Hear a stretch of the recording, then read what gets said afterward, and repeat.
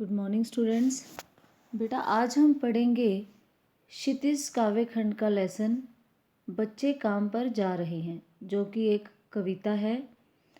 और इस कविता के कवि हैं राजेश जोशी जी।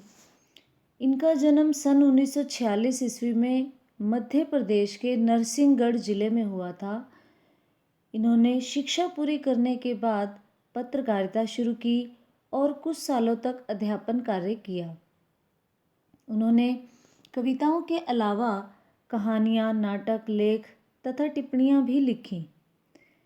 इनकी मुख्य काव्य संग्रह हैं एक दिन बोलेंगे पेड़, मिट्टी का चेहरा, नेपथ्य में हंसी और दो पंक्तियों के बीच। इनकी कविताओं में गहरा सामाजिक सरोकार होता है। इनकी कविता में स्थानीय बोली बानी के शब्द होते हैं और उन्होंने अपनी रचनाओं में उर्दू शब्द का भी अधिक प्रयोग किया है। जैसा कि नाम से ही स्पष्ट हो रहा है कि बच्चे काम पर जा रहे हैं। यह कविता जो है बाल मजदूरी पर आधारित है कि किस तरह किसी मजबूरी के कारण छोटे छोटे बच्चों को काम करने के लिए भेज दिया जाता है। मतलब आर्थिक स्थिति अच्छी नहीं होती जिन परिवारों की, खासकर उन परिवारों में ऐसा होता है कि छोटे बच्चों को काम करने के लिए भेज दिया जाता है। लेकिन इस कविता के ज़रिए कवि जो है समाज से प्रश्न करता है कि आखिर ये छोटे बच्चे काम पर क्यों जा रहे हैं। ऐसी क्या मजबूरी है इनकी कि इनसे पढ़ने लिखने के दिन यानी कि इनकी किताबें छीन ली गई, इनके खिलौने छीन लिए गए, क्या सारे स्कूल कॉलेज नष्ट हो गए इनके लिए। तो कवि इस कविता के ज़रिए बच्चों के लिए समाज से प्रश्न करते हैं कि आखिर ये बच्चे काम पर क्यों जा रहे हैं। चलिए अब कविता की ओर चलते हैं। कोहरे से ढकी सड़क पर बच्चे काम पर जा रहे हैं। सुबह सुबह बच्चे काम पर जा रहे हैं। हमारे समय की सबसे भयानक पंक्ति है यह, भयानक है इसे विवरण की तरह लिखा जाना चाहिए इसे सवाल की तरह। काम पर क्यों जा रहे हैं बच्चे। इसमें कठिन शब्द बेटा आए हैं। कोहरा, कोहरा मैंने होता है ओस, और विवरण मैंने व्याख्या यानी कि विस्तार से लिखना। कवि कहते हैं कि अत्यधिक सर्दी में कोहरे से ढकी सड़क पर बच्चे काम पर जा रहे हैं। वे मजदूरी करने को विवश हैं। मजदूरी यानी कि कोई भी काम उन्हें मिल जाए जिसके बदले में उन्हें पैसे मिले, वह कोई भी काम करने के लिए विवश है। यह कैसी विसंगति है कि जिस उम्र में बच्चों को खेलना चाहिए, स्कूल जाना चाहिए, वे काम करने को विवश हैं। बच्चों का काम पर जाना कवि को अंदर तक झकझोर जाता है, यानी कि दुखी करता है। वह बार बार यही प्रश्न करते हैं कि आखिर ये बच्चे जिनकी खेलने की उम्र है, स्कूल जाने की उम्र है, काम पर क्यों जा रहे हैं। कवि कहते हैं कि यह सबसे भयानक पंक्ति है और उससे भी ज़्यादा भयानक है इसे लिखा जाना। इसे सरकार, शासन, समाज आदि से पूछा जाना चाहिए कि आखिर यह बच्चे काम पर क्यों जा रहे हैं। इनकी खेलने की उम्र है, स्कूल जाने की उम्र है, फिर भी ये काम पर क्यों जा रहे हैं। आगे कवि कहते हैं, क्या अंतरिक्ष में गिर गई हैं सारी गेंदें, क्या दीमकों ने खा लिया है सारी रंग बिरंगी किताबों को, क्या काले पहाड़ के नीचे दब गए हैं सारे खिलौने, क्या किसी भूकंप में ढह गई है सारे मदरसों की इमारतें, क्या सारे मैदान, सारे बगीचे और घरों के आंगन खत्म हो गए हैं एकाएक। अंतरिक्ष मैंने होता है बेटा आकाश, और मदरसा मैंने उर्दू स्कूल यानी कि जहाँ पर उर्दू पढ़ाई जाती है, पाठशाला यानी कि। तो कवि कहते हैं कि मैं बच्चों को काम पर जाता हुआ नहीं देख सकता। उनका काम पर जाना मेरे मन को बहुत दुखी करता है और मैं बार बार यही सवाल करता हूँ कि आखिर ये बच्चे काम पर क्यों जा रहे हैं।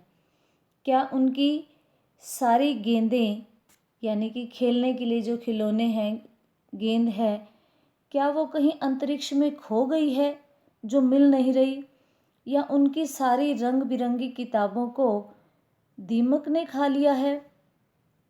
क्या उनके सारे खिलौने किसी पहाड़ के नीचे दब गए हैं, या स्कूल के भवन किसी भूकंप के झटके के कारण नष्ट हो गए हैं।